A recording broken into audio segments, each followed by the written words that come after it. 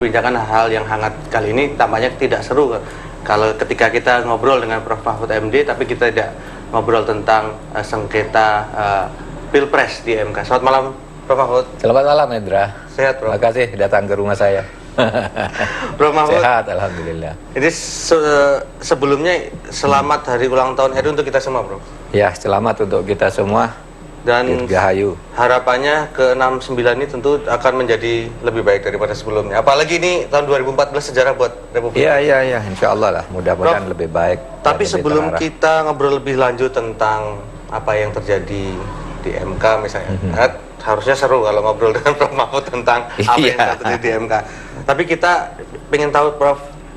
Mahfud ketika HUT RI kegiatannya di rumah seperti apa Bro? Di kampung misalnya? Di kampung saya sudah 14 tahun ya tidak HUT RI di kampung, karena sejak tahun 2000 itu ketika jadi menteri dan seterusnya jadi anggota DPR, jadi ketua MK selalu di Jakarta, di Istana Negara, kemudian renungan malam di Taman Makam Pahlawan. Ini sesudah 14 tahun, tadi malam saya ikut lagi halal bihalal yang digabung dengan tirakatan di kampung. Asik juga. Dan kita menghayati masing-masing dan merayakan kemerdekaan ini, peringatan kemerdekaan ini menurut cara dan tempat kita masing-masing. Alhamdulillah meriah ya.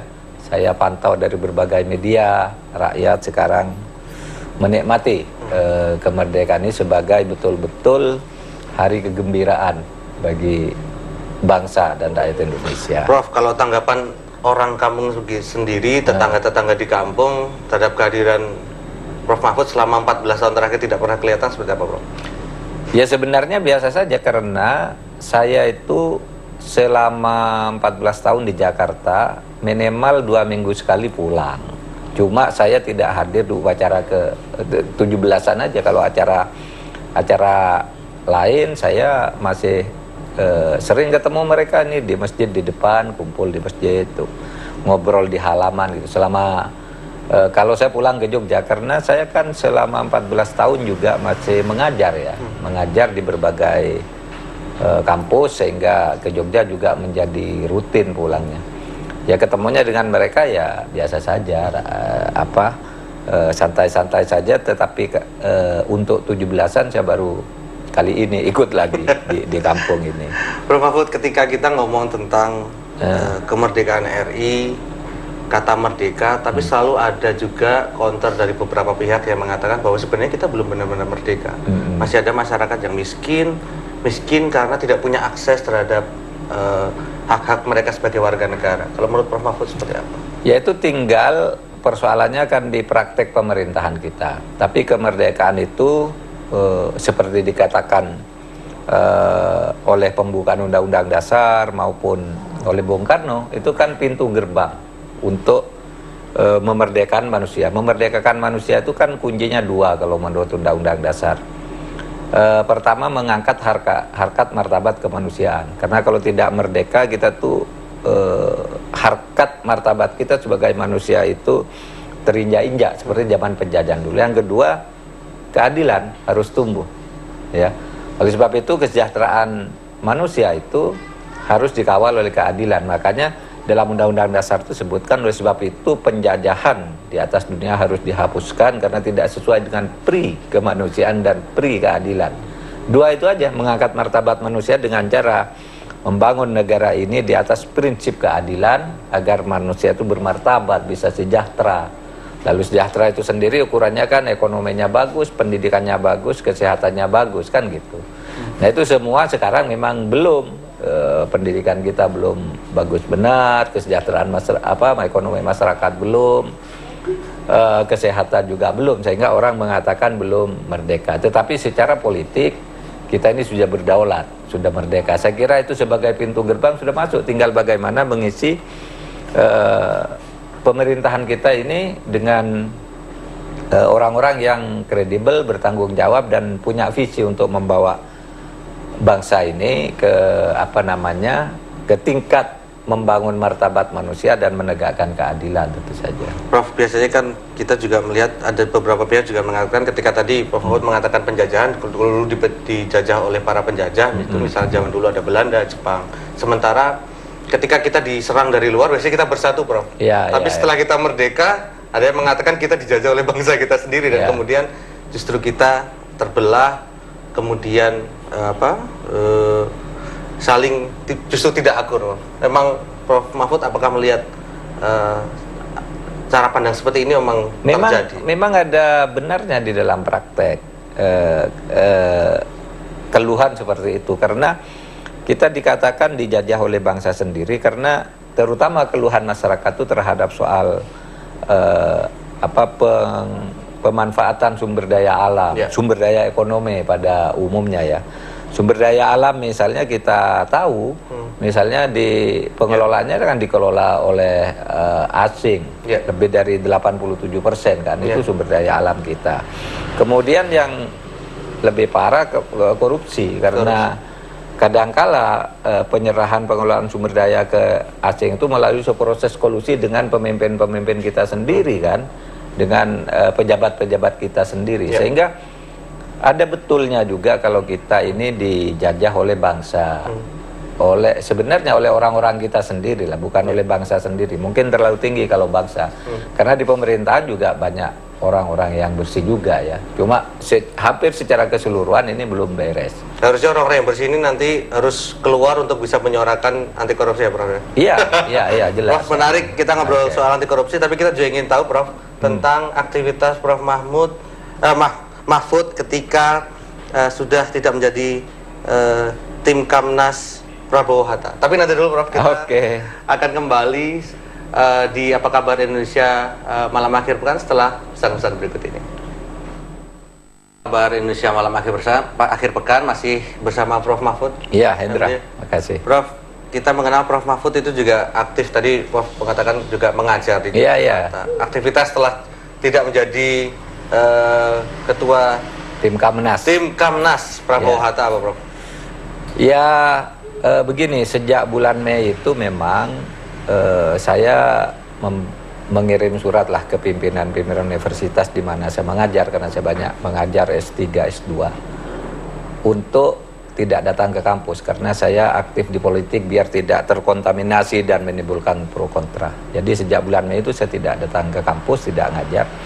Nah, begitu tugas kampanye saya selesai, saya mulai aktif lagi, mulai ngajar.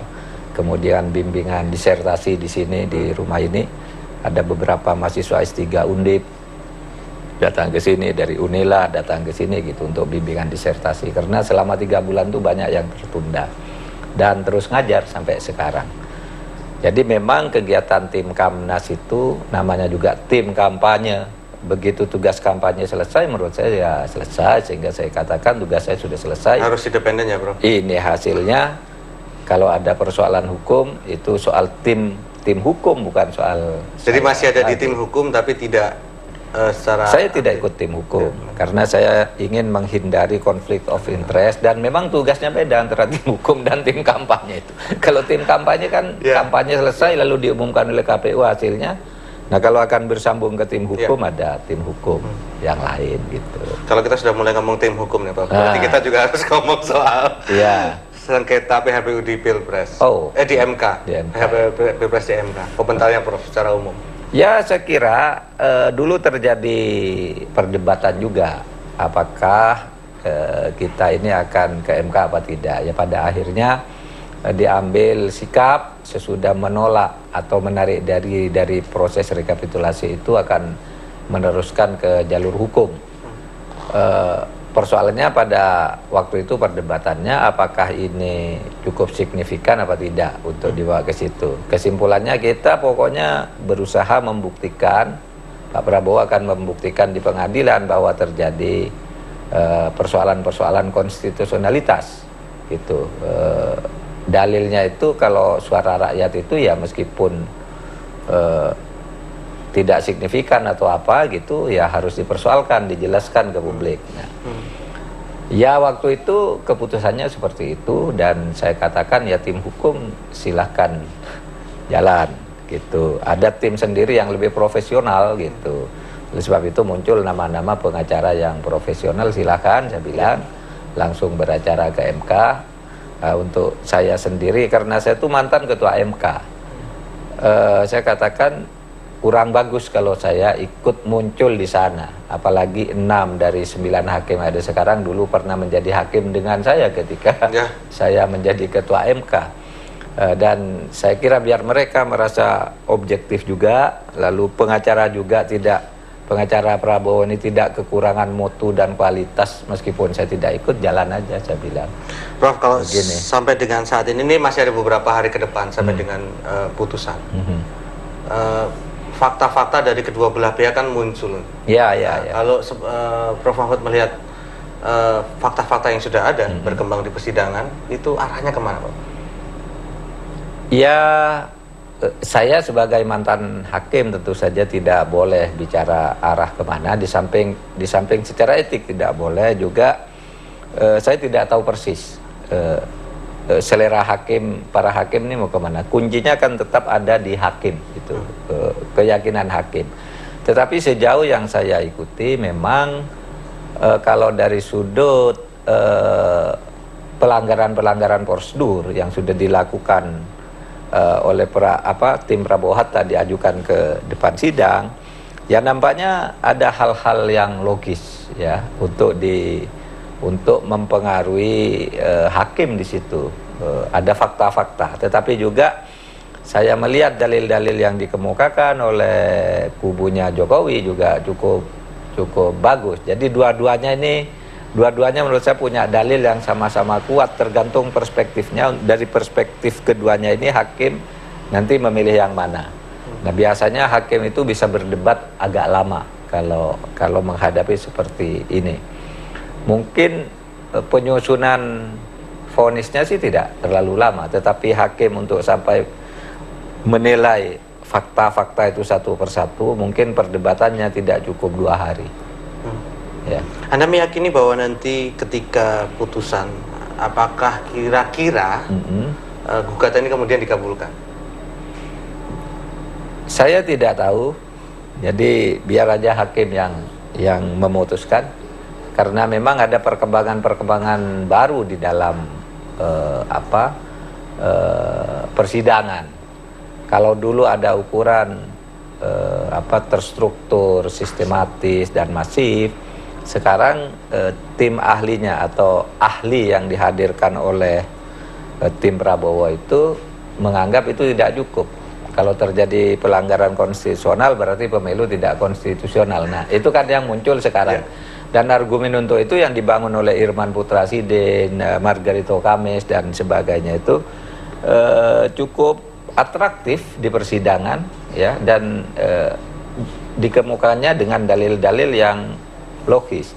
Cuma juga timnya Jokowi, tim KPU gitu juga bisa membantahnya dengan cukup logis gitu. Prof, nah ini itu nanti Prof, terserah karena Prof mengatakan saja bahwa kata-kata tidak tahu dan kemudian dalil-dalil dari beberapa sejumlah pihak termasuk pihak terkait juga cukup ya sama-sama logis. Artinya sepertinya Prof Mahfud tidak punya optimis untuk bahwa ini jangan-jangan akan saya pribadi sudah menulis draft putusan itu. Kira-kira sama dengan ini apa tidak gitu. Saya sudah punya, tapi kan tidak etis saya bicara ke publik gitu. Karena ini menarik sebagai sebuah kajian. Bagi saya itu bisa menjadi bahan kuliah yang bagus, bahkan bisa saya tawarkan untuk ditulis sebagai disertasi persidangan MK ini, karena banyak ide-ide baru yang muncul ya di dalam wacana sengketa pemilihan presiden ini. Saya menulis beberapa alternatif kemungkinan dan kelemahannya. Itu nanti bisa saya buka tentu saja sesudah vonis ya. Kalau sekarang sudah bicara begitu kan tidak boleh juga. Jadi nanti draft vonis versi Prof Mahfud juga akan dibuka nanti setelah. Iya, saya sudah itu kita katakan. Nah. Prof, kalau menurut Prof Mahfud, apakah sistematis, terstruktur, masif itu sudah tercermin dalam sidang sampai dengan sidang terakhir setidaknya? Ya itu nanti aja, itu termasuk hal yang tidak boleh saya kemukakan lebih dulu kepada publik, karena mendahului juga tidak bagus dan bisa menimbulkan kontroversi baru. Apalagi saya ada di pernah menjadi ketua tim Kamnas kan, jadi tidak bagus bagi bagi masyarakat kalau saya bicara apakah itu terbukti atau tidak. Nah, tetapi kalau mau bicara ukuran-ukuran itu ya bisa saja. Cuma sekarang terbukti atau tidak itu biar hakim saja menentukan. Teman-teman saya itu. Baik, Prof. Gitu. Di sidang itu ada yang menarik. Ada setidaknya sekarang masyarakat cukup familiar dengan dua kata, dengan dua singkatan sebenarnya. Dengan singkatan. DPK, daftar pemilih khusus, dan DPKTB, daftar pemilih khusus tambahan. Ini nanti saya akan bertanya lebih lanjut, Prof. Tapi kita tahan dulu. Nanti Boleh. kita akan kembali, dan pemirsa masih tetap di Apa Kabar Indonesia Malam Akhir Pekan, jangan kemana-mana. Kabar Indonesia Malam Akhir Pekan, dan masih bersama saya dengan Prof. Mahfud MD. Prof, ini tadi pembicaraan kita tentang sengketa Pilpres makin menghangat. Hangat ya. Ada istilah DPK dan DPKTB, dan kalau tidak salah ini dulu permasalahan DPK dan daftar pemilih khusus dan daftar pemilih khusus tambahan itu dulu pernah menjadi putusan MK ketika Prof Mahfud menjadi ketua MK. Bisa jadi diceritakan? pada waktu itu memang gawat ya. Jadi yang menyebabkan lahirnya DPK, DPKTB sekarang ini, dulu kan pemilu tahun 2009 itu ada masalah besar. Banyak orang yang mempunyai hak pilih itu tidak terdaftar di DPT. Mungkin karena mereka lalai, kan pemerintah sudah mengumumkan, KPU mengumumkan ini daftar pemilih, tetapi banyak yang tidak terdaftar juga karena tidak melihat pengumuman itu. Sehingga 4 hari sebelum pemungutan suara itu Megawati dan Prabowo, kemudian Yusuf Kalla dan Wiranto datang ke kantor PP Muhammadiyah tengah malam gitu, jam 11 malam. Saya lihat di TV, saya sedang di Jogja sini. Mereka mengatakan pendukung-pendukung Megawati dan pendukung Yusuf Kalla itu banyak yang tidak terdaftar melapor. Kalau dalam 2 hari soal DPT itu tidak diselesaikan, mereka akan mundur dari pemilu waktu itu. Itu diumumkan di PP Muhammadiyah. Lah saya kaget, ini kalau 2 hari lagi pemilu lalu calonnya mundur, ini pemilu pasti kacau. Karena mundur tidak boleh kan? Kalau sudah mundur tidak boleh tetap pemilu, mereka merasa tidak ikut, itu bisa kacau rakyat itu. Itulah sebabnya waktu itu MK lalu membuat putusan, kebetulan ada permohonan bagus dari Refli Harun yang meminta agar ini diselesaikan, agar orang yang tidak masuk DPT itu diberi tempat, karena ini hak konstitusional, sifatnya prinsip. Kalau soal daftar itu kan soal administratif. Sehingga pada waktu itu kita sidang jam 10, jam 4 sore langsung kita putus pada waktu itu. Sidang paling cepat sepanjang sejarah dunia saya kira.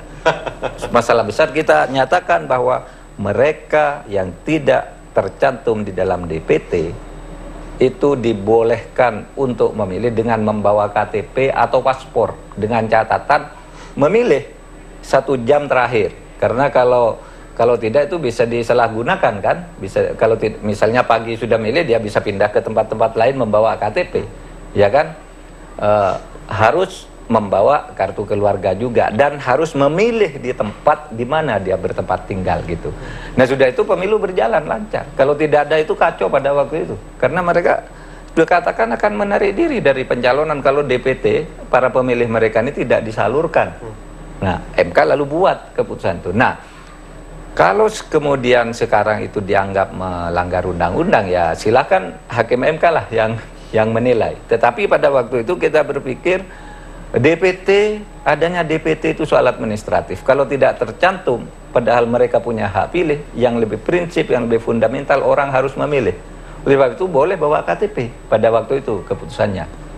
Nah, kalau kemudian di dalam perkembangannya ada mobilisasi dan sebagainya, banyak kartu KTP double dan sebagainya, itu kan soal pengaturan oleh KPU saja, dan itu yang harus dibuktikan di sidang MK, apakah itu sudah masif, terstruktur dan sistematis. Kalau memenuhi unsur-unsur itu, ya mungkin MK punya sikap yang yang apa namanya bisa memuaskan masyarakat tentang itu. Artinya apakah putusan MK yang terjadi tahun 2009 itu masih relevan untuk dilakukan di tahun 2014? Masih relevan karena sesudah itu selalu dipakai di dalam pedoman KPU dan dipakai juga di dalam pilkada-pilkada yang jumlahnya ratusan gitu. Itu yang sampai saya keluar itu masih dipakai pedoman itu, sehingga kalau ada di suatu daerah rakyat itu kok tidak tercantum di DPT, ya KPU menggunakan KTP, gunakan aja KTP itu di pilkada gitu. Nah sekarang ini kan persoalannya isunya itu mobilisasi, apakah itu betul apa tidak? Kita sudah melihat di sidang pengadilan kemarin, ya di sidang pengadilan. Memang menarik ada isu misalnya sekarang ini pokoknya kalau terjadi pelanggaran hak konstitusional pemilu harus dianggap tidak konstitusional. Itu kan pandangan dari Margarito dan Irman Putra Sidin. Ya boleh saja kalau MK punya pertimbangan itu menambah unsur baru dari terstruktur, sistematis, masif atau apa lagi. Itu bisa ditambahkan kalau bisa. Cuma pada waktu itu sudah didiskusikan pada waktu itu. Kalau pemilu itu tidak terstruktur, sistematif dan masif pelanggaran itu, ya susah dong membatalkan pemilu gitu. Karena pasti ada saja pelanggaran itu, pasti ada. Kalau tidak ada di TPS ini, ada di TPS sana. Masa terus kapan selesainya pemilu? Kalau setiap hanya pelanggaran gitu, lalu batalkan kan begitu. Waktu itu pikiran para hakim kami gitu. Lalu kita buat ukuran sistematis dan masif, seperti halnya pelanggaran HAM berat itu di konvensi internasional. Pelanggaran HAM itu banyak, tapi yang dianggap berat itu kalau dilakukan oleh pemerintah secara dan masif, kemudian terstruktur juga gitu. Kalau pelanggaran HAM biasa ya masuknya ke pengadilan pidana kan, sama. Kita katakan begitu, kalau pelanggarannya tidak TSM ya kan ada pengadilan umum begitu. Tapi kalau sekarang ada gagasan demi konstitusionalitas kata Irman dan Margarito, saya kira bagus juga hakim mempertimbangkan itu. Yang penting ukurannya jelas gitu, tidak punya akibat nanti kalau diulang terjadi lagi misalnya pelanggaran di TPS sana, satunya gugat lagi, kapan selesainya pemilu. Artinya apakah Prof. Mahfud mengatakan bahwa pelanggaran pasti akan terus terjadi? Apakah ini artinya analisanya menjadi pelanggaran yang terjadi harus ditindak, tapi putusan MK harus tetap dihormati? Iya, itu sejak dulu begitu. Pelanggaran itu harus ditindak, tetapi tindakannya tidak harus lewat putusan MK, bisa lewat putusan pidana. Dan waktu saya itu lebih dari 200 tindakan hukum, orang dijatuhi hukuman karena melanggar pemilu, tapi tidak di MK, melainkan di pengadilan lain, karena tidak signifikan itu tadi. Prof, gitu. terakhir singkat saja, apapun hasil MK, harapan Prof. Mahfud seperti apa? Ya, mudah-mudahan sesudah MK ini selesai kita jalanlah. Siapapun pemenang. Iya pasti kan itu jalan konstitusional. Kalau kita tidak nerima itu, lalu bagaimana kita hidup bernegara? Apapun lah, misalnya Prabowo dimenangkan atau Jokowi dimenangkan, kita harus mulailah menata pemerintahan baru ini ke depan. Hasil putusan MK semua juga harus menerima dengan legowo gitu, Prof? Pasti dong, pasti. Baik. Karena tidak ada jalan hukum lain sesudah itu. Baik. Ya kalau terus sambung-sambung terus kapan mulainya kan gitu. Prof. Mahfud MD, terima kasih bincang-bincangnya malam ini cukup menarik dan sukses untuk semua aktivitasnya. Ya, terima kasih Mas Hendra. Dan itu tadi bincang